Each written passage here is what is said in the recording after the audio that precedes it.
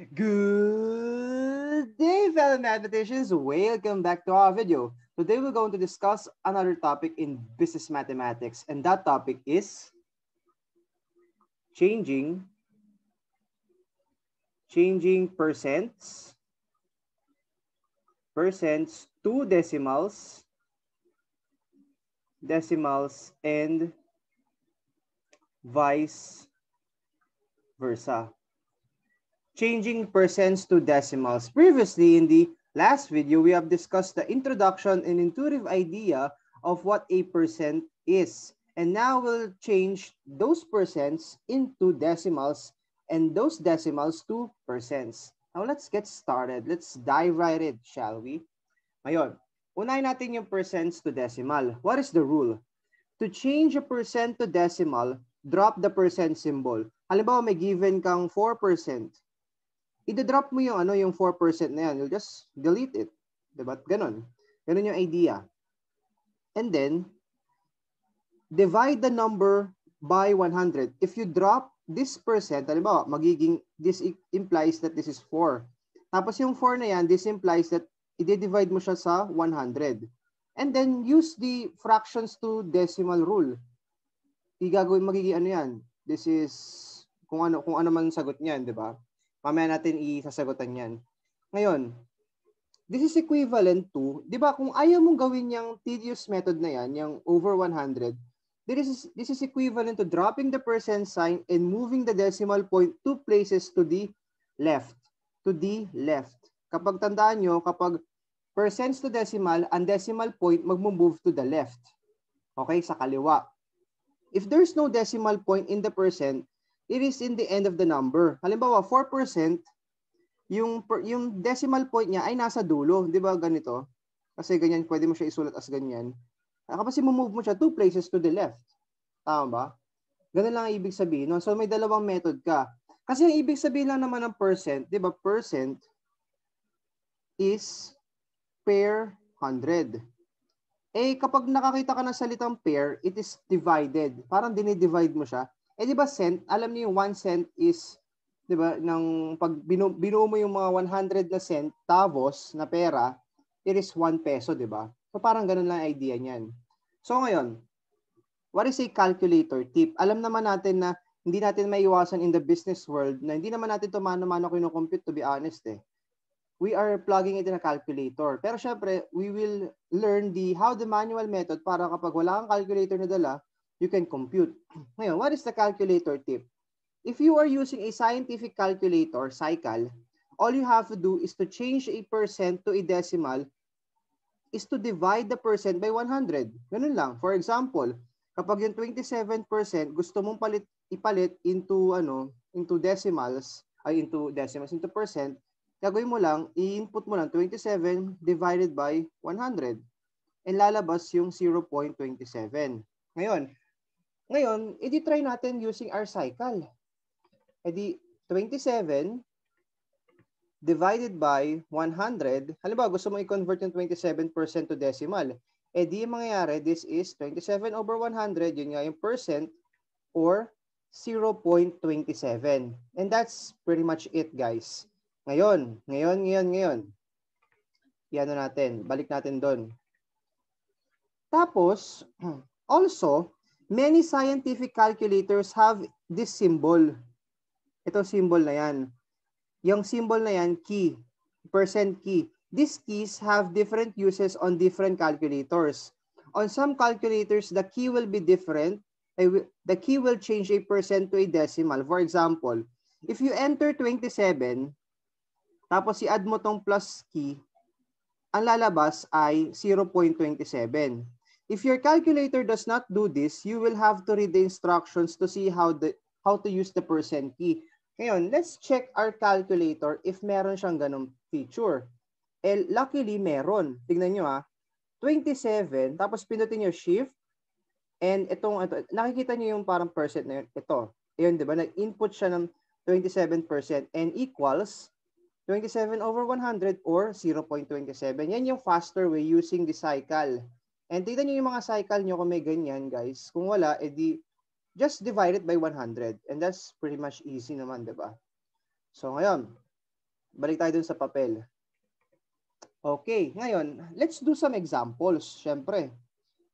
Halimbawa, 1. Write the following percents to decimal. Ayan, solution. Number 1, 4%.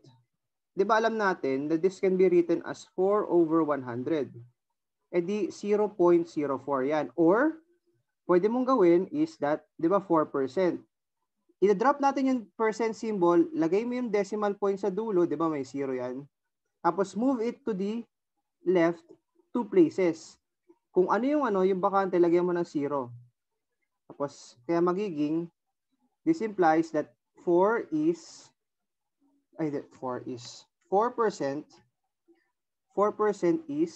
0.04. Tama ba? Ganun lang. Move 2 places to the left. Lagyan natin ng arrowhead to indicate na pa-left nga siya. Number 2, yung 85%. This implies that this is 85 over 100 or this is 0.85. Or, pwede mong gawin, di ba, i-drop mo yung percent symbol, nandito sa dulo yung decimal point, ang gagawin mo, move 2 places to the right, to the left. Tapos nandito na yung decimal point, lagyan mo ng 0. So, this implies that 85% is 0.85. Di ba ganun lang kadali, guys? Nakikita nyo? Ayan, number 3. Bilis natin, no? 3. This is 156%. This implies that this is 156 over 100, which is just equal to 1.56. Or, ito yung technique, i-drop mo yung decimal, yung percent symbol, lagyan mo ng decimal point sa dulo, lagyan mo ng 0 to indicate na decimal siya, then move 2 places to the left. So, nandito na yung decimal point. Hindi ka na pwede mag-add ng 0 kasi may 1 naman sa unahan. So, this implies that 156% is 1.56. Tama ba? Okay. Now, number 4. Ang bilis natin, no? Number 4. This is 27.8%. This implies that 27.8 all over 100. Or this is just equal to 0.278 kapag binlog in mo sa calculator yan. Or pwede mong gawin, drop mo yung percent symbol 27.8, hindi ka na maglalagay ng kahit 0 kahit saan kasi hindi mo naman kailangan. Tapos move the decimal point 2 places to the tapos lagay mo 0. Di ba nakakuha niyo ng idea? This implies that 27.8% is 0.278. And lastly, dami natin halimbawa, no? 5. 0.7% implies that this is 0.7 all over 100 or this is 0.007 or ano yan?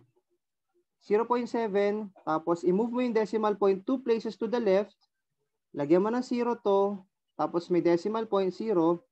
So this implies that 0.7% is 0.007 in decimals. Tapos lagyan natin ng mga square, yung mga sagot natin. Ayan. Ayan. Ayan. Ayan. And ayan. I won't be plugging it in a calculator because we are promoting the method of mano-mano. Pero sige, try natin. Try natin mag-plug in sa calculator. Let's say yung number 3. Gawin natin yung 156. As lagyan mo ng percent. Ayan, no? This is 1.56. Yung number 4. Gawin natin yung number 4. Mabilis lang. 27.8%. Di ba? Ang bilis lang. Yan, no? 0.278. Ngayon. Basically, ganun lang siya. Ngayon, if tinakil natin yung percent to decimal, a great question as a mathematician, a great question is, how do we convert decimals to percent? Diba, ang magandang intuitive idea nito, diba, kapag decimals, kapag percent to decimals, ang operation mo is division. Napapansin mo? Division by 100. So, para makapunta ka from decimal to percent, anong ginagawa? If you're dividing, para makapunta sa isang lugar, edi you multiply. Division to percent, edi you multiply by 100. Kapag division, ang ginagawa, move left, yung decimal point. Yung decimal point. 'Di ba? Tama ba? Yung decimal point, kapag percent to decimal, you move to the left. Kapag decimal to percent, you move to the right. Tama ba? Tama ba yung analogy natin? So, percent to decimal, division by 100. And the decimal point, move to the left. So, ibig sabihin, if your decimal to percent, multiply by 100 and the decimal point shall be moved to the right. Yun yung analogy doon. Binabaliktad mo, di ba? It is a reverse operation kasi baliktaran yung operation natin. Now, let's formally define this process. Ayun. So, syempre, meron din tayo dyan written Ngayon, decimals to percent. To change a decimal to a percent, multiply the number by 100. That's pretty much it. Ganun lang. Yung decimal number, i-multiply mo sa 100. And lagyan mo ng yung percent symbol. This is equivalent to moving the decimal point 2 places to the right and adding a percent symbol. If there's no decimal point, then do not write it. Diba? Calculator tip. Halimbawa lang naman. Let's say we have, gusto mong i-change yung number 6 to percent. Hindi, wag ganyan symbol. 2%. Anong ginagawa natin? Multiply by 100 or 600. Diba? Tapos lagyan mo ng percent. Ganun lang yun basically. So, ang sabi dito, if there's no decimal point, then do not write it. Ang 6 doesn't have a decimal point. So, we don't need to write the decimal point na.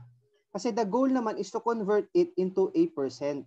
Ayun, a calculator tip. If you're using a calculator, you can change a decimal to a percent by multiplying it by 100. For example, 0.538, i-multiply mo, hindi siya nasulat ng maayos, I'm sorry. So this is 0. Ganito ha. Hindi siya nasama siya eh. So disregard nyo to. 0.538 multiplied by 100 is just equal to 53.8%. Ganun lang yan. So, try natin sa calculator. Ngayon, 0.538 multiplied by 100, multiply mo sa 100 is just equal to 53.8. Tapos lagyan mo ng percent symbol if you write it. Okay? Ayan, balik tayo sa Ngayon, ganun lang siya basically. Napakadali lang, di ba? So, halimbawa, ayan, this is a lot of examples ulit. Number 1, solution. Di ba, meron kang 0.35. So, this implies that 0.35 is multiplied by 100 or this is 35%. Ang ginagawa lang naman, pwede rin is 0.35. I-move mo siya to the right 2 places. Kaya this implies that this is 0.35. 35. Tapos lagyan mo ng percent symbol. Ganun lang yun. Number 2. Do it with me. 3.41 just implies that 3.41 multiplied by 100 is equal to 341%. Or basically, 3.41, move the decimal point 2 places to the right, magiging, this implies that this is 341%. Okay? Number 3, let's say 0.172. This implies that 0.172 is multiplied by 100, which is just equal to 17.2 and add a percent symbol. Okay? Or pwede rin 0.172, move the decimal point 2 places to the right, magiging, just implies that 17.2%. Okay? Nakatatlo na tayo, guys. So, dalawa pa. 4, 6. Di ba yun yung ginawa natin kanina? 6 just implies that 6 multiplied by 100 is equal to 600 and lagyan mo ng percent symbol. Okay, ngayon, pwede rin naman 6, ano to? Di ba 6? May decimal point sa dulo. Move the decimal point 2 places to the right. Lagyan mo ng 0. So, this implies that 6 is 600%. And lastly, number 5, ito yung ano, ito yung number 5. Let's say 0.0352 just implies that 0.0352 multiplied by 100 is just equal to ano to, 3.52 and add a percent symbol. And ganito lang gagawin mo, 0.0352 multiply, hindi, i-move mo siya, the decimal point 2 places to the right, magiging, this implies that this is 3.52%. That's pretty much it, guys. So, lagyan lang natin ng ano. And I don't need to plug it in a calculator because you'll just multiply it by ano lang naman, by 100 para makuha yung sagot. Ano lang naman yun. So, that's pretty much it. That's the process how to convert decimals to percent and percents to decimals. I hope you learned something today. I hope that you have appreciated this discussion about the conversion between percents to decimal and vice versa. And until then, mathematicians, keep safe and have a great day. Goodbye now.